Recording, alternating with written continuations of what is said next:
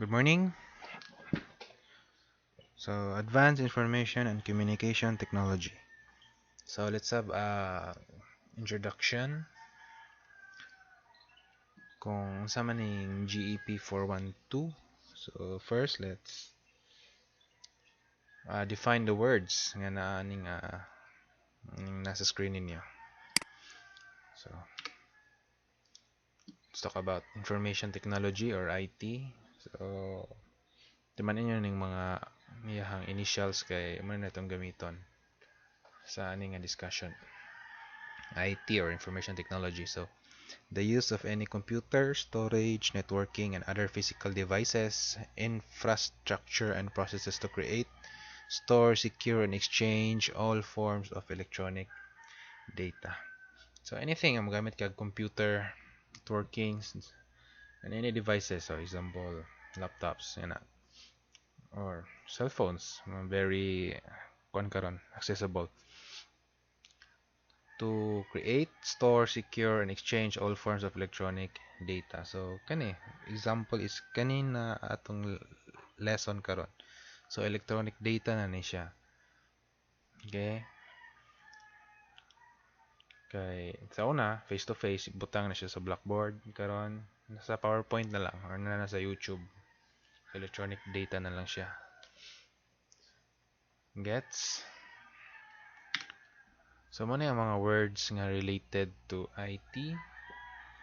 So, network, programming, security, system hacking, software, data, database, Android, information, web troubleshoot, offline storage, online graphics, and many more. So, dili lang niya mga words, mara niya mga common na related to IT or information technology.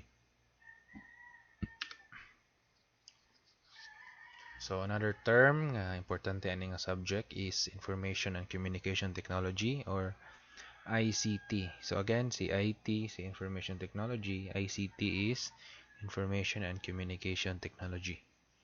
So ICT deals with the use of different communication technologies such as mobile phones, telephone, internet to manage information. So tanang devices nga or tanang communication technologies nga mo manage og information. So ICT na siya. And again, cell phones na pod or mobile phones, laptops, telephone, internet, anything nga maka-manage og information, maka-communicate. Nga na. So, ang ICT, na siya ay mga components. So, na siya ay 6 components, pero ang atong i-focus karon is ang 5 components sa ICT. So, first, let's talk about software. So, para maka-manage ta og electronic data, kailangan ta og software. So, for example, need ta og operating system. So, Windows 10, kung Windows ka, Mac, kung Apple ka, Linux, napoy Linux. So, once na kay OS, naka maka-install sa software nga capable sa imong operating system. So, since Windows man ko, ang capable na ko nga mga software is Microsoft Office. So, morning, nakagama ko ni nga lesson through Microsoft PowerPoint. Okay? So, kung sa cellphone pod mo, ang inyohang most likely kung mo Android, okay, or naka iOS mo, so mo pa niyang operating system. Next nga component sa ICT is si hardware. So, kung naka software, para ma-install mo si software, kailangan ka og hardware. And si hardware na siya itulo ka klase nga first niya nga ta kuan is ang input, napod tay output hardware, o napod tay storage nga hardware. So, input, dira ta mo input sa ato ang data or dira ta mo input sa kung sa gusto na to buhaton ni computer or sa atong software. So, keyboard, mouse, microphone, webcam, scanner, joystick. So, kung gusto, kung sa gunahan ni mga input, mo na ang mga tools, mo na yung mga gamit nga needed. So para naatay visualization or results sa ato ang ipang input, kailangan sa tawag output. So man si monitor, so makibawta kung say kuan say for example kung sa imong nag Microsoft Word ka, so kung sa imong gi-type mo output sa monitor kung sa imong gi-type. So printer, speaker, headphone, projector, ano sa padiha nga output. And also need po taog storage. So flash drive, mga micro SD, mga hard drive, kaning floppy disk, logo na lang ni siya sa save icon, obsolete na ni karon pero sa among time nakaabot pa mi ani. O external hard disk. So again, naay tulo ka klase ang hardware, input, output, and storage. And napatay digital data. So isa po ni siya sa components sa ICT. It's a way sa mga computer and how they interpret data. So, kung saan nila pag-process ang data, kung saan nila pag-analyze ang data, it's not the same as we humans do. So, ila nang kita tag picture, sila ila na convert into lahi nga language. And for this case, ang language nila is binary language. So, kita tag picture sa ilaha, ilang makita ra is 1 0 0 1. Yan. So, ngani ang way sa computer to interpret, to process, or to analyze data. So, digital data. So, cloud computing. So, isa pa ni sa component sa ICT. So, in simplest definition of cloud computing, it is the available data on the internet that is accessible to multiple users or multiple platform. So, mana siya ang cloud computing. And para maka-access ta sa kasi klase nga data, samot na sa atong component before ani, which is the cloud computing, kailangan ta og internet access. So, kung wired ka, connection, so PLDT, dito, Globe, Converge, so mga internet providers, yan na. So, fiber, karon, DSL. And pwede rasad, og phone ka, SIM cards, data lang ka, 4G or 5G. Karon na 5G karon. So, mo na siya. So, mo to mga important components sa ICT. Karon, let's talk about information system. Kay importante sa ni siya sa aning nga subject. So, information system is the collection of technical and human resources that provide the storage, computing, distribution, and communication of the information required by enterprises. So, best example aning information system is ang MIS sa UB. So, di ba, mo login mo. So, nig-login ninyo ana. Tanang information related sa institution sa UB is available adto nga kailangan ninyo. So, makita ninyo dito inyong grades. So, for example, sa akong part as a teacher, nag-login ako sa MIS, makita na ko akong mga students, akong subjects, akong schedule. Makita po dito ang akong payslip, sweldo, and tanang mga information nga importante sa nga institution. So, muna siya ang information system. So, importante na siya. So, ang information system is na po siya components. So, software, the same. Hardware, the same. People, ang mga tao nga mogamit sa information system. So, sa MIS, sa UB, kita. Teachers, employees, students. Muna yung mga people. And procedure. So, muna siyang mga instructions or mga procedures kung saan paggamit katong MIS. And naputay telecommunications. So let's talk about the uses of ICT. So So education, so mo to siya. Learning management software uses online classes and Moodle style website as ways of utilizing technology education. So karon sa na kay pandemic, dako kayo gamit ang ICT sa tuang learning. So familiar na taan Google Classroom mo na itong gigamit karon. Dila na ang information na to, instead of mag face to face ta, since it's not applicable this time kay COVID man. So nag-online na ta. So ang atong gigamit nga platform is Google Classroom. So ICT application na siya. So sa una, kung di pa kayo uso ang Google Classroom, so nani si Moodle. Muna ang Moodle. Next is business. So ICT is a key technology in interdisciplinary measures to reduce cost, improve processes, boost innovation, and increase productivity. So example ani is e-commerce or sa manang e-commerce, Lazada, Shopee. Ayan na. So as we all know, online na. So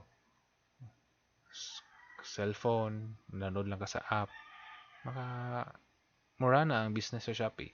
So pili na kadto, iba na ka sa price, asa ka mo bayad, matrack pa nimo ang status sa imong shipment kung asa na. So ICT gyapon siya nga application business. Okay? So government, so government na po siya yung mga ICT nga applications. So e-government can be defined as a set of public sector reforms that make use of ICT. So the four interactions link of the e-government consists of government to citizen, G2C, government to business, G2B, government to government, G2G, and government to employee, G2E. So example ani is si NBI, yung website sa NBI. So sa una, kung kag NBI, linya pa ka. So karon pwede na ka online. So login lang ka sa mga gaman na account, login ka sa mga needed information, marelisa na ka og NBI clearance. Okay, so man siya example sa government to citizen. Next is medicine. So ICT is being used in the provision of medical care in the sense of body scanners, patient monitoring, organ transplant, and patient records. So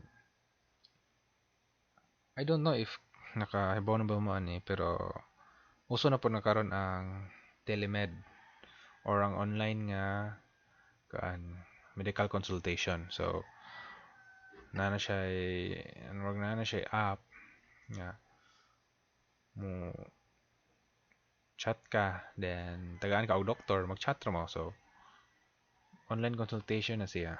So ayan pwede pagkaristahan niya online as long as madara online. So kana pong may mga cases nga di madag online, so dili jud ka maresetahan first. Pero sa mga cases nga kaya ra i-online consultation, pwede na siya maresetahan sa telemed.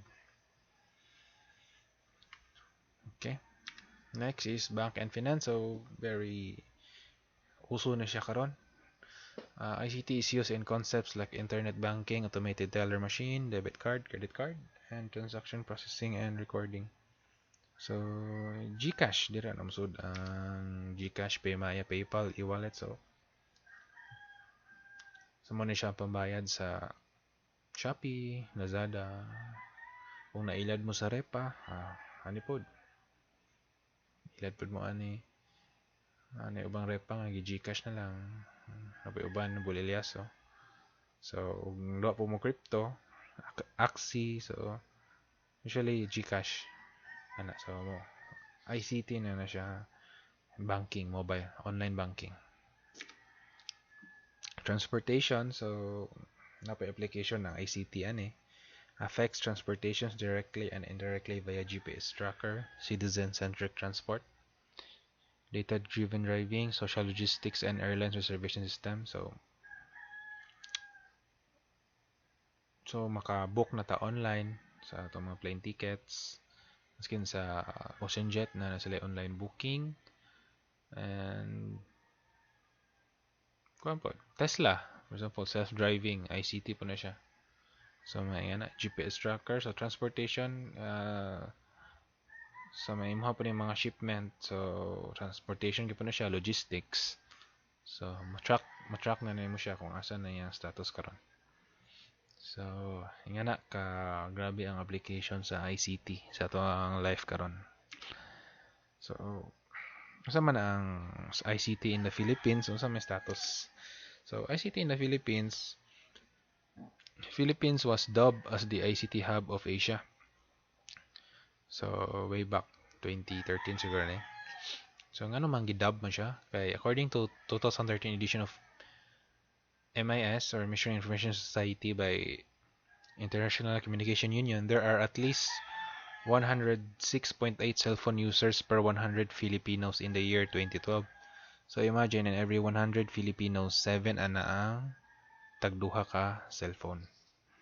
So nga na kadaghan ang na cellphone sa Pilipinas. So 2012 pa na siya. So unsa na laka karon? So in the year 2010, according to the data gathered by the annual survey of PH Business and Industries (NSO), ICT industry shares 19.3% of the total employment. So almost 20% sa employment sa Philippines pag 2010 na siya kay involved sa ICT. So example na isang BPO industries, mga call center, mga software support, ayan na, online. So dagko kay siya kanang contribution sa economy sa Philippines or sa employment pod sa Pilipinas. So data ni siya sa mga smartphone users in the Philippines from 2015 to 2019. So let's focus on 2015. So 42.95 million na siya. So butan to 43 million by pag-abot og 2020 almost na double siya. It's 79 million. Di ba? So ingana ka in a span of just 5 years, ingana ka paspas ang pag-acquire og cellphones sa mga tao. So naiuban na natagduha, nakaiuban ni tagtulo.